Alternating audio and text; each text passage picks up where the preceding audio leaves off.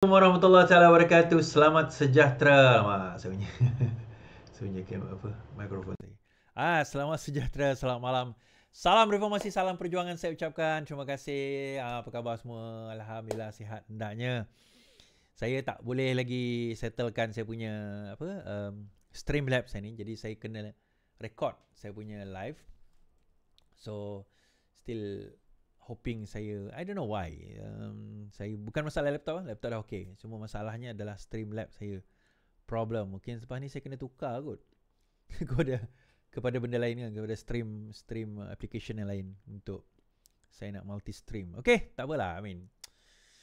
Yalah, tak apa, itu cabaran saya lah kan, sehari-harian. Okey, saya baru selesai hari ini online kursus tentang TikTok, affiliate TikTok. Malam esok another kursus, dan lusa adalah yang terakhir lah, malam terakhir. Dan ada yang ialah minat nak dengar, ada yang tak minat nak teruskan, tak apa, tak ada masalah. Yang penting dapat ilmu, dapatlah kita share sedikit ilmu yang kita ada. Itu yang penting sebenarnya. Okey, saya tak adalah nak cerita panjang sangat malam ni sebenarnya. Isu-isu ialah berkenaan dengan PRN Sabah. Jadi again ada wartawan call saya berkenaan dengan berkenaan dengan berkemungkinan ada rombakan kabinet. Itu antara perkara yang ditanyakan kepada saya. Saya kata ya, kemungkinan itu ada. Saya antara orang yang sebut banyak jugalah berkenaan dengan rombakan kabinet. Okay, saya antara orang yang quite often selalu juga sebut berkenaan dengan rombakan kabinet. Jadi rombakan kabinet ni kita akan bincang sekejap lagi. Rombakan kabinet kita bincang sekejap lagi. Dan kenapa saya rasa macam ada beberapa nama yang mungkin akan naik dalam rombakan kali ini, kalau betul berlaku rombakan. Tapi kalau tak ada pun, paling kurang lah Zafrul akan, ialah kita tengok Zafrul dah habis, Saifuddin dah habis tempoh, Naim dah habis tempoh, Dr. Wabi Fuziah dah habis tempoh, siapa lagi Khalid Nordin dah habis tempoh senatorship kan. I believe most of them akan di-continue lah, akan diteruskan. Cuma macam yang tak boleh diteruskan ataupun tak boleh di-continue adalah macam Zafrul lah. Zafrul tak boleh disambung lagi. Jadi kena ganti pada orang lain juga. Jadi dia tak boleh jadi senator. So siapa akan ganti jawatan menteri MITI? Okey, kita akan tengok tu nanti. Tapi sebelum itu, tuan-tuan, saya nak bawa antaranya adalah tentang pilihan raya yang berlaku di Sabah. Dan juga kemenangan baru-baru ni, Kerajaan Negeri Sabah telah menang untuk memohon 40% hasil bukan royalty tapi bayaran tunai 40% kepada Sabah oleh Kerajaan Persekutuan. Dan Menteri Sabah mengatakan kalau Putrajaya merayu kes tersebut, maka dia akan letak jawatan. Dia macam ni tuan-tuan. Baru-baru ini Sabah telah memohon agar hasil diberikan 40% kepada Sabah. Dan perkara ini dibawa ke mahkamah. Mahkamah Tinggi mengatakan bahawa Sabah mempunyai hak 40% tersebut. Baik. Namun begitu, ada peluang lagi 2 kali untuk mana-mana pihak yang terkhilaf untuk merayu. So, Persekutuan boleh lagi merayu di Mahkamah Rayuan. Kemudian last kali Mahkamah Persekutuan dalam isu ini. Tetapi Menteri UPKO Iwan Benedik mengatakan Presiden Perubahan Progresif Kinabalu Bersatu UPKO Iwan Benedik menyatakan kesediaan untuk meletak jawatan daripada Kabinet sekiranya kerajaan memfailkan rayuan terhadap keputusan Mahkamah Tinggi yang mengiktiraf hak Perlembagaan Sabah berkaitan pembayaran semula hasil 40% seperti termaktub dalam Perlembagaan Persekutuan. Iwan dan juga Menteri Pembangunan, Keusahawanan dan Koperasi menyatakan demikian ketika menyampaikan ucapan penggulungan pada Convention UPKO bahagian penampang. Saya bersedia untuk mengundur diri daripada Kabinet dan demi menghormati dan mempertahankan hak Perlembagaan Sabah serta semangat penubuhan Malaysia. Terdahulu, Convention tersebut meluluskan resolusi supaya UON mengundurkan diri daripada Kabinet sekiranya AGC tetap memfailkan rayuan terhadap perkara tersebut. Perdana Menteri dan Timbalan Perdana Menteri rakan Kabinet sudah maklum tentang pendirian saya bahawa AGC tidak seharusnya memfailkan rayuan. Namun dalam hal ini Hasan Karim ada memberikan satu amaran. Jangan amalkan politik ugutan terhadap kerajaan persekutuan, kata Hasan. Ahli Parlimen Pasir Gudang Hasan Karim menegur tindakan setengah pihak mengamalkan politik ugutan terhadap kerajaan persekutuan berhubung isu pembayaran 40% hasil Sabah. Hasan berkata beliau kasihan terhadap kerajaan Madani apabila ada parti dan menteri dari Sabah yang mengugut kerajaan berhubung isu berkenaan. Ugutan politik itu, jika AGC buat rayuan, maka menteri daripada kerajaan persekutuan dan Sabah akan meletak jawatan, katanya. Hasan berkata tindakan itu mengugut seperti itu tidak sihat dan disifat sebagai political ransom yang tidak pernah berlaku sebelum ini. Okay. Sebelum menjelaskan dalam melanjauan persekutuan, Sabah menerima peruntukan tertinggi berbanding negeri lain termasuk Terengganu, Kelantan, Perlis dan juga Kedah. Okey. Komentar saya tentang perkara ini tentu sebagai orang Sarawak, saya kata bahawa saya setuju dengan Hasan Karim. Pertama, saya tidak setuju dengan political ransom. Kedua, saya setuju kalau persekutuan rayu benda ni. Oh, jadi kau ni memang anti kepada Sabah Sarawak. Bukan. Tuan-tuan kena faham benda ni. Perkara ini kalau diselesaikan di mahkamah, di peringkat paling tinggi, lepas ini tak ada siapa boleh mempertikaikan apa sahaja. Tuan-tuan kena ingat perkara ni. Kalau perkara ini diselesaikan di mahkamah, okay, diselesaikan di mahkamah, maksudnya sampai ke peringkat persekutuan, tidak ada siapa boleh mempersoalkan apa sahaja. Saya percaya, kalau benar apa orang kata dakwaan Sabah dan Sarawak, terutama Sabah dalam isu ini adalah kukuh dan kuat sebagaimana yang apa orang kata dipercayai oleh kerajaan negeri Sabah, sebagaimana diputuskan oleh Mahkamah Tinggi, dan kerajaan Sabah tidak ada, negeri Sabah dan kerajaan Sabah sepatutnya tidak perlu risau apa-apa. Kerana kalau kita berharap, kita rasakan bahawa mahkamah ini mahkamah yang adil, undang-undang ini adalah undang-undang yang adil, perlembagaan ini adalah perlembagaan yang adil, mereka tidak perlu risau. Dan saya percaya kita kena settlekan perkara ini di mahkamah. Bukan dengan cara begini. Bukan dengan cara ugutan sebegini. Kalau Iwan Benedict benar-benar tulus ikhlas dan UPKO tulus ikhlas dalam memperjuangkan perlembagaan, bawa perkara ini di mahkamah dan selesaikan di mahkamah. Perkara yang sama saya katakan kepada Petros dan juga Petronas. Kalau kita benar-benar orang kata apa, ikhlas dan juga kita benar-benar mahu memperjuangkan hak Sabah dan Sarawak, biar kita put the final nail to the coffin. Biar kita muktamadkan perkara ini melalui perundangan agar kemudian hari tidak dibangkitkan lagi. Kalau kita katalah tidak dibuat rayuan sekarang, boleh tak perkara ini dibangkitkan kemudian hari? Boleh. Perkara ini boleh dibangkitkan di kemudian hari. Perlembagaan boleh diubah. Undang-undang boleh diubah. Kalau keputusan mahkamah sudah ada di situ, perkara ini agak sukar untuk dilakukan. Apa yang kita nak tahu, tuan-tuan, di peringkat negeri, dan saya percaya AGC tak tahulah sama ada dibawa atau tidak penghujahan ini, adalah berkenaan dengan 40%. Saya dah baca sedikit tentang penghujahan dia. Saya dah melihat tentang perkara tersebut. Saya dah tengok hujahan sedikit. Saya merasakan bahawa kita boleh terima tentang, sebab dia melibatkan hasil. Dia bukan royalty, dia melibatkan hasil. So, persoalan adakah hasil itu berkenaan dengan hasil Petronas atau tidak, itu timbul satu persoalan. Kerana dia melibatkan beberapa akta dan juga pindaan wilayah, pindaan akta terutama akta wilayah laut 2012, perlembagaan dan juga akta Petroleum Development Act. Saya nampak perkara ini patut diselesaikan di peringkat lebih tinggi. Perkara melibatkan perlembagaan ini sebenarnya kalau diikutkan hendaklah dibawa di peringkat Mahkamah Persekutuan, di mana hendaklah di-recite oleh lebih daripada 5 hakim. Biar hakim mahkamah tertinggi memutuskan, dan kalau Sabah dapat keputusan 40%, maka that's it, habis. Sabah boleh dapat, Sarawak pun boleh dapat, and that's it. Kita settle dah. Saya tak ada isu dah. Sebab saya nak perkara ni, kita tak jadikan perkara ini sebagai kempen politik kita. Setiap kali nak datang pilihan raya macam Sabah ni, kita akan memperjuangkan hak kita. Kita akan memperjuangkan hak kita. Bila dah menang, semua senyap. Datang balik pilihan raya, kita akan memperjuangkan hak kita. Kita akan memperjuangkan hak kita. Datang pilihan raya, senyap. So, might as well, baik kita settle, masuk mahkamah, habiskan, dah tak ada siapa nak bercerita tentang hak masing-masing. Kalau hak 40% itu pada Sabah, mahkamah putuskan pada Sabah, that's it. Biarkan habis. Tapi mahkamah tinggi dah putuskan. Ya, dia ada 2 lagi mahkamah. Kita ada mahkamah rayuan, kita ada mahkamah persekutuan. Let's put the final nail to the coffin dan biar mahkamah yang tertinggi memutuskan keputusan ini. So tidak salah sebenarnya untuk nak merayu, sebab kalau kita rasa bahawa ini adalah satu undang-undang dan mahkamah yang adil, dan kenapa kita perlu risau?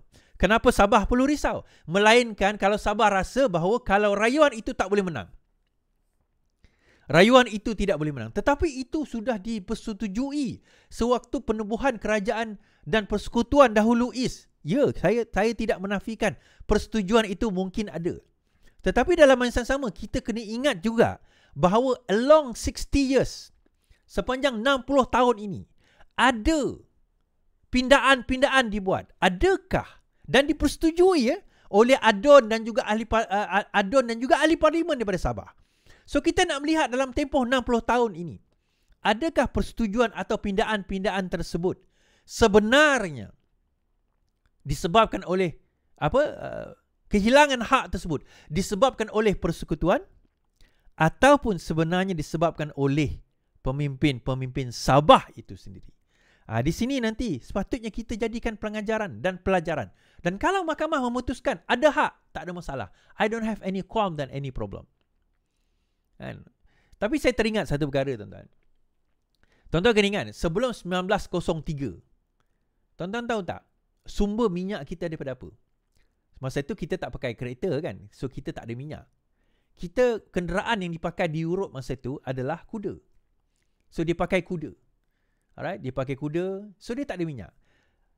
Dan untuk sumber pelita dia orang guna minyak daripada apa, tuan-tuan? Dia orang guna minyak daripada lemak ikan paus.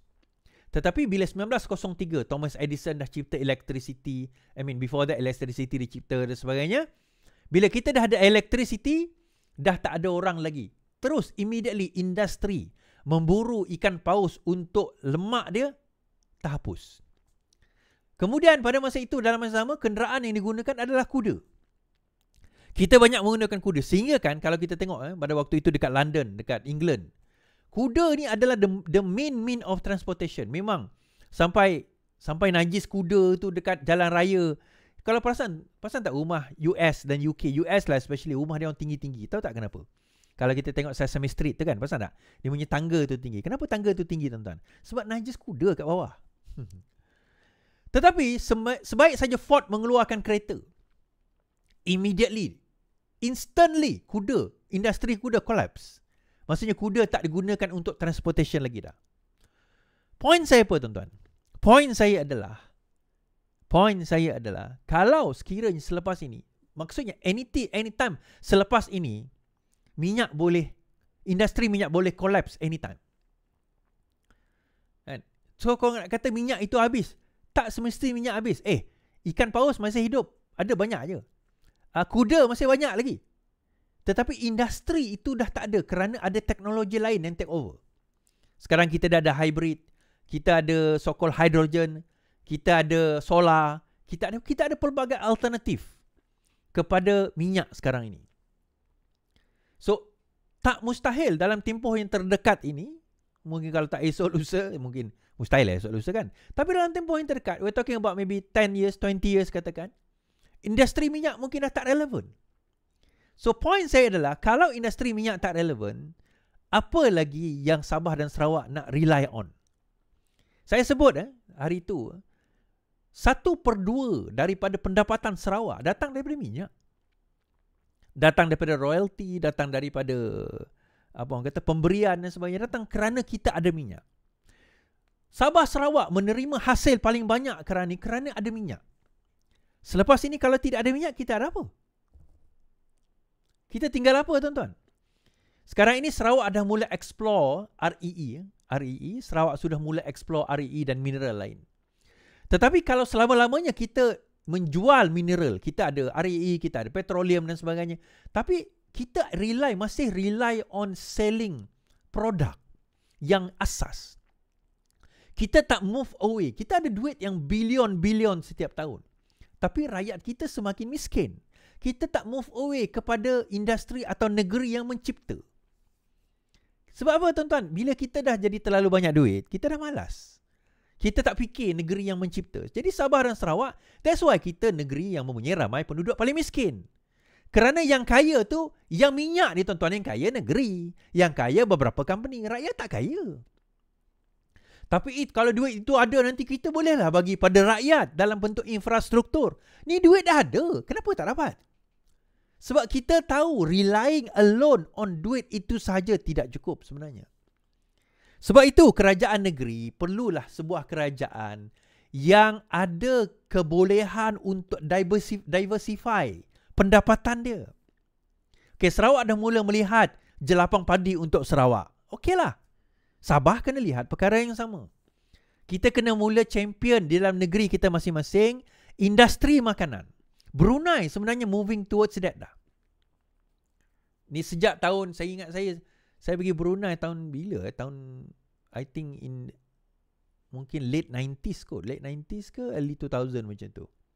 Pada masa itu saya dah diberitahu bahawa harga macam jagung, harga buah-buahan dekat Brunei adalah lebih murah berbanding dengan Malaysia. Walaupun kita convert, kenapa tuan-tuan? Sebab di Brunei dia kata bahawa mereka dah mula invest dalam their own food. Dia tahu dia tak boleh rely pada minyak selama-lamanya. Dia orang tak boleh rely pada minyak selama-lamanya. Yalah, sementara ni kita minta lah 40% tu is. Saya risau. Kalau kita minta 40% tu, Petronas akan decide bahawa it's not worth it untuk invest di Sabah dan Sarawak. It is not worth it. So, bila dia pull out, kita tinggal apa? Kan? Kita boleh panggil Ais, kita panggil, macam saya kata gitu kan. Kita boleh panggil Shell, BP, kita boleh panggil company-company lain untuk cari gali minyak. Yelah, Petronas akan dapat hasil cari gali minyak tu. Dia tak ambil minyak tu, tapi dia boleh charge on taxes. Tax tu dia boleh ambil. So, Petronas tak berhutang dengan negeri. Petronas tak perlu bayar negeri sebab tax itu milik federal. Dia tak cari gali. Sekarang ini Petronas cari gali dan dia boleh berkongsi. What if kalau satu hari nanti Petronas kata kami tak nak cari gali because it's not worth it. Tak worth it. Tak economic scale. Tak memberi pulangan. Sebab cukai ataupun permintaan excise yang diminta oleh Sabah Sarawak terlalu tinggi berbanding kos yang kita nak kena implement. So might as well kita stop bagi company lain buat, tapi kita ambil cukai di atas company itu saja. Atas dasar mereka adalah company yang resides dekat Malaysia. That can happen. So pada masa itu macam saya katalah, kita bunuh angsa emas kita sendirilah. Sebab tuan-tuan, kita fikir logik lah. Sabah Sarawak dia tak keluarkan modal apa pun. But they collecting. Tapi ini hak kita is. Hak kita betul, hak kita sign masa tu. Tahun 1963 masa kita sign hak tersebut. Minyak masa tu walaupun ada, tapi masih belum lagi prevalent. Masih belum lagi, masih belum banyak semacam mana yang ada sekarang ini. Jadi kita tak rely sangat benda tu. That's why boleh bagi 40%. Saya rasa kalau minyak tu ada macam sekarang, federal pun tak nak bagi 40%. Mungkin. Sebab kos dia kena tanggung. Mungkin dia kata macam inilah kita bagi 40%, tapi Sabah Sarawak kena ada minyak dia sendiri. Mungkin pada waktu itu. But now it's too late already. I'm not going against that. Kalau sekiranya ada, biar mahkamah tentukan sampai final. Cuma saya kata, yalah, in the long run nanti, jangan terkejutlah kalau kita kehilangan lebih daripada apa yang kita bargain for. Kan? Lebih daripada apa yang kita bargain for. Okey, PRN Sabah tuan-tuan, kita pergi cerita PRN Sabah. Jeffrey Kitingan bentuk pakatan politik baru lepas tinggalkan JRS. Ada yang tanya, adakah Star akan dikira lompat parti? Tak. Star tak dikira lompat parti kerana dikeluar secara en bloc, secara beramai-ramai. So dia tak dikira sebagai lompat parti. Sebuah blok baru politik sedang dibentuk di bawah nama Gerakan Bersatu Sabah. Gerakan Rakyat Sabah dinamakan JRS. Gerakan Bersatu Sabah, GBS. Hantam sajalah. Oleh bekas JRS, Gabungan Rakyat Sabah, Parti Buruh Sabah, SAPP dan juga STAR. Ketika dihubungi, Presiden Sabah STAR Jeffrey Kitingan berkata, dia telah berbincang dengan beberapa pemimpin parti tempatan yang berminat untuk menyertai blok baru itu dengan rancangan untuk merasmikan GBS beberapa hari sebelum hari penamaan calon pada 15 November. Terdapat juga rancangan untuk kumpulan itu bertanding di semua 73 kerusi, bermakna ia akan bertembung dengan bekas sekutu JRS. Blok itu dijangka kekal sebagai pakatan ad hoc buat masa ini dengan Sabah Star dan SAPP sebagai komponen terasnya. Kedua-dua parti itu meninggalkan JRS pada minggu pertama bulan ini setelah Sabah dan Star dan SAPP memutuskan untuk bertanding di bawah logo mereka sendiri. Salah satu pihak utama yang cuba direkrut oleh Jeffrey ialah KDM, Parti Kesejahteraan Demokratik Malaysia. Dia berkata dia telah bercakap dengan Timbalan Presiden KDM, Watuan Bahanda, mengenai kemungkinan parti itu menyertai GBS, tetapi masih ragu-ragu memandangkan pengumuman awal KDM bahawa dia akan bertanding di 38 kerusi. Jadi macam saya kata di Sabah, pertembungan lebih daripada 2 penjuru itu memang akan berlaku di hampir semua DUN yang dipertandingkan. Kenapa tuan-tuan? 40%. Kalau betul dapat 40% lepas ni, siapa jadi kerajaan kaya gila tuan-tuan. Ni sebelum ni kaya dah, ini kaya gila pula. Semuanya bukan kerana Sabah Posabahan. Bukan kerana Sabah Posabahan, bak kata Bang Mohtar kan. Tak guna Sabah Posabahan, Sarawak Posarawakian tu semua tak guna tu. Itu semua slogan penipu je. Yang sebenarnya adalah bila aku dah berkuasa selepas aku dipilih kerana orang percaya aku ni konon berjuang untuk Sabah. Ini semua ni. Harta-harta, kekayaan. Bukan semua pemimpin Sabah. Ada yang okey, ada yang okey. Tapi kita tengok muka-muka yang ada di Sabah yang mana terpalit dengan skandal-skandal. Termasuk Jeffrey Ketingan tadi. Didedahkan menerima jutaan ringgit daripada Albert Tay. Lainlah kalau Jeffrey kata, oh tidak, itu penipuan, saman lah Albert Tay. Kenapa tak saman? Tapi isu dia kenapa sampai sekarang SPRM tak ambil tindakan? Semalam Timbalan Presiden PBS juga didedahkan Menteri Kewangan, Ketua Menteri kedua Sabah. Jeffrey ni Ketua Menteri pertama Sabah. Semuanya mempunyai kes sekarang ini, tetapi tidak ada dakwaan. Kita pelik. Dalam masa sama, AJJ mengatakan, jangan biar Sabah jatuh ke tangan mereka yang sudah pun gagal. Pengurusi JRS Haji Dino meminta pengundi agar tidak membiarkan Sabah jatuh semula ke tangan mereka yang disifatkan sudah pun gagal membela rakyat. Ketua Menteri sementara itu juga Presiden JRS berkata, pilihan negeri Sabah bakal menentukan sama ada Sabah terus marah atau kembali kepada ketidakstabilan politik. Jangan biarkan Sabah kembali kepada mereka yang gagal sebelum ini. Bercakap tentang warisan lah. Kan? Bercakap tentang warisan. Haji tidak menamakan individu, namun jelas ia merujuk kepada parti warisan yang tewas dalam pilihan raya negeri Sabah pada 2020. Dia bukan setakat tewas tuan-tuan. Tetapi kalau tuan-tuan ingat, kenapa pilihan raya negeri Sabah diadakan awal? Sepatutnya pilihan raya negeri Sabah berlaku pada tahun 2023, 22-23, sama dengan federal. Tetapi pada waktu itu, Syafiee kehilangan sokongan. So, bila dia kehilangan sokongan, tapi sebab kerajaan dia dah lebih daripada 2 tahun, atau 3 tahun masa itu, so dia boleh bubarkan Dewan Undangan Negeri. Jadi dia bubarkan pada tahun 2020. So, bila dibubarkan pada tahun 2020, kalau tuan-tuan ingat, end of 2020, itu adalah satu kegagalan. Tetapi landscape politik Sabah sememangnya begitu. Kan? Sememangnya sedemikian. Jadi jangan pelik kalau benda itu berlaku. So itu tuan-tuan, di Sabah juga IJG mengatakan rundingan kerusi JRS dan PH sudah dicapai. Di antara JRS dan juga PH telah dicapai. Ketua Menteri merangkap pengurusi JRS, Datuk Seri IJG berkata pembincangannya telah disepakati. Dan JRS kata pembangkang cukup-cukuplah jual ubat. Haji Jino berkata supaya berhenti menabur janji kosong menjelang pilihan raya, memandangkan rakyat negeri itu ketika ini memerlukan penyelesaian isu dan bukan retorik. Di Sabah ni dia ada masalah 3 serangkai tuan-tuan. Sabah, Sarawak sama je lah. Dia masalah api, dia masalah air, dia masalah jalan raya. Dia masalah air, api, dia masalah air dan juga masalah jalan raya, infrastruktur jalan raya. 3 ni adalah masalah 3 serangkai di Sabah dan Sarawak. Puluhan tahun daripada zaman sejak pembentukan Malaysia sampailah sekarang isu ni tidak pernah diselesaikan.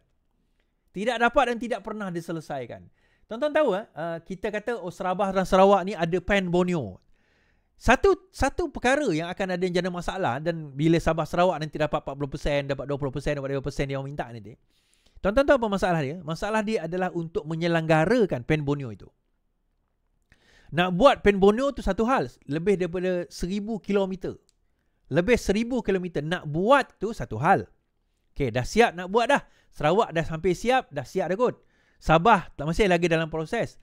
Tetapi yang paling susah sebenarnya bukan nak buat dia. Yang paling susah nak maintain dia. Maintenance itu memerlukan kos. Sebab itu di Semenanjung, dia ada tol.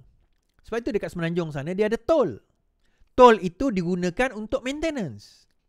Bila Sabah Sarawak tak ada tol, soalan dia siapa nak tanggung kos nak maintenance jalan tersebut. Nak buat memang senang tuan-tuan. Nak maintain tu yang susah. So itu bila ada jalan-jalan kampung seumpamanya, kenapa tak boleh di-maintain oleh kerajaan negeri? Sebab kerajaan negeri tak kenakan tol.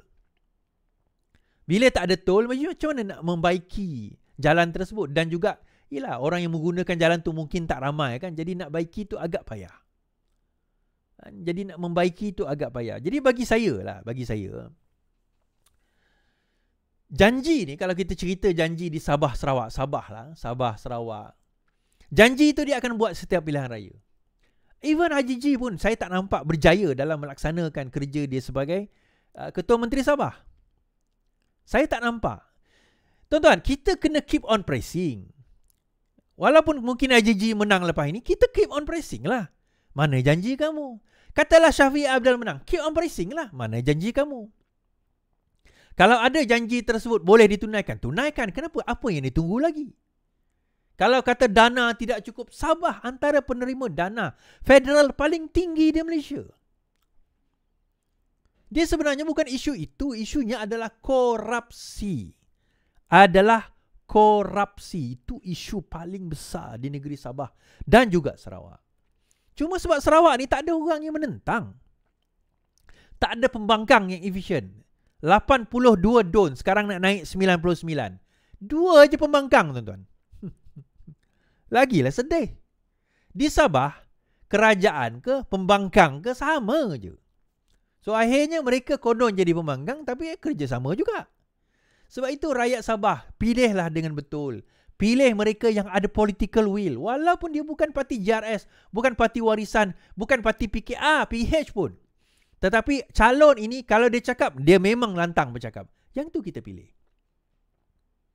Kan? Jangan nanti, dia macam inilah saya bagi nasihat pada orang Sabah. Orang bagi 100, ambil 100.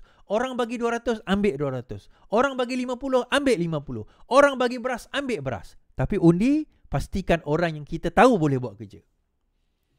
Kan? Pastikan orang yang kita tahu boleh buat kerja. Sebab itu, saya bawa kepada rombakan kabinet yang saya cerita tadi kan. Rombakan kabinet ni memang akan berlaku pada bulan 11. Paling kurang pun minimum dia Zafrul kena gantilah. Zafrul kena ganti Menteri, Nik Nazmi kena ganti kementerian dia. Rafizi Ramli Menteri Ekonomi kena ganti. 3 ni sekurang-kurangnya kena ada calon. Sama ada dikekalkan Johari Ghani, which kalau dikekalkan oleh Datuk Seri Anwar Ibrahim, dia satu pengkhianatan kepada janji Pakatan Harapan lah. Sepatutnya 2 kementerian ini diberikan kepada Pakatan Harapan. Kalau tak bagi pada PKR pun, amanah ada, DAP ada, UPKO pun ada. Bagilah pada diorang. Tapi jangan bagi pada UMNO. Pelik bila kita tiba-tiba UMNO pula dapat jawatan pegang sementara. Okeylah, mungkin sebab dia tak nak nanti bila dia bagi, susah nak tarik balik. Okey, tak apa, kita faham. Bagilah pada UMNO. Tapi kena tarik balik, bagi balik kepada PH. Dan saya percaya mungkin ada di kalangan setiausaha politik seperti Samsul yang akan naik jadi mungkin senator dan mungkin jadi timbalan menteri. Mungkin jadi menteri. Jangan pelik lah kalau berlaku demikian. Dan UMNO akan menuntut lah, of course, si kota MITI itu adalah kota UMNO. Jadi UMNO akan minta lah kota tersebut. Saya rasa lah kan. Kalau tidak pun mungkin I don't think Menteri Agama akan pergi MITI lah. Dia kena letak someone yang prominent di dalam bisnes. Mungkin Johari Ghani akan pergi MITI. Johari akan pergi MITI. Ramanan akan jadi menteri menggantikan Nik Nazmi. Menteri Ekonomi berkemungkinan akan kekal Amir Hamzah. Ini telahan saya saja. Okay? Tapi timbalan Menteri Ekonomi Samsul Iskandar. Mungkin. Saya cakap je, jadi tak jadi, Allah Alam. Doa lah kan. Takkan tak nak doa. Right. So di Johor baru ni perebutan jawatan ni bukan benda yang baru. Perebutan jawatan di Johor baru ni, Amanah kata dia tak akan bertanding. Dia tak akan bekerjasama menunggu rundingan kepada UMNO. Jadi UMNO kata dia meroyan seorang-seorang je Zulkifli tu. Dia meroyan seorang-seorang je. Jadi UMNO Johor cabar Amanah bertanding jika yakin kuat. Wow. UMNO Johor menyifatkan Timbalan Pengerusi Amanah Johor Zulkifli Ahmad terlalu obses dengan kerusi berbanding memperjuangkan nasib rakyat. Muhammad Ishak Abdullah berkata tidakkan Zulkifli menolak sebarang rundingan dengan Barisan Nasional serta mendakwa kerjasama politik akan mengelirukan pengundi, menunjukkan sifat tamak dan tidak berprinsip. UMNO Johor tidak pernah menghalang Zulkifli atau Amanah Johor bertanding mana-mana kerusi. Kadang-kadang UMNO Johor dia kena muhasabah diri juga. Kenapa jadi macam ni? UMNO Johor kena muhasabah diri. Kenapa sampai jadi macam ni? Macam saya kata hari itu sebenarnya sebab di peringkat bawahan UMNO Johor marah. Bukan UMNO. Amanah PH Johor marah. Kita ni kerajaan perpaduan. Kononnya kerajaan perpaduan. But when it comes kepada pembagian kerusi, pembagian jawatan dan sebagainya, UMNO Johor langsung tak nak bagi. Langsung tak ada perbincangan. Tak nak kompromi. Kerana merasakan kerana mereka memegang 40 kerusi. 2/3. Therefore, tidak perlu ada rundingan dengan parti-parti komponen yang mana bersahabat. Jadi, itu menimbulkan grassroots. Itu menimbulkan rasa tidak puas hati lah di kalangan parti komponen. Kenapa di peringkat federal tiba-tiba nak kerjasama di negeri yang mana dia tidak berkuasa, dia minta jawatan dan sebagainya, tetapi di negeri yang mana mereka berkuasa, rundingan tidak dilakukan. Jadi itu timbul satu persoalan, satu permasalahan. Sebab Zahid sendiri mengakui tuan-tuan, tiada parti dominan UMNO terbuka bentuk kerajaan bersama. Presiden UMNO Datuk Seri Ahmad Zahid menyatakan kesediaan parti itu bekerjasama dengan mana-mana gabungan atau parti politik yang membentuk kerajaan ke-17. Dia kata. Beliau, Pengerusi BN berkata analisa menunjukkan tiada satu pun parti atau gabungan yang benar-benar dominan membentuk kerajaan negeri secara berasingan.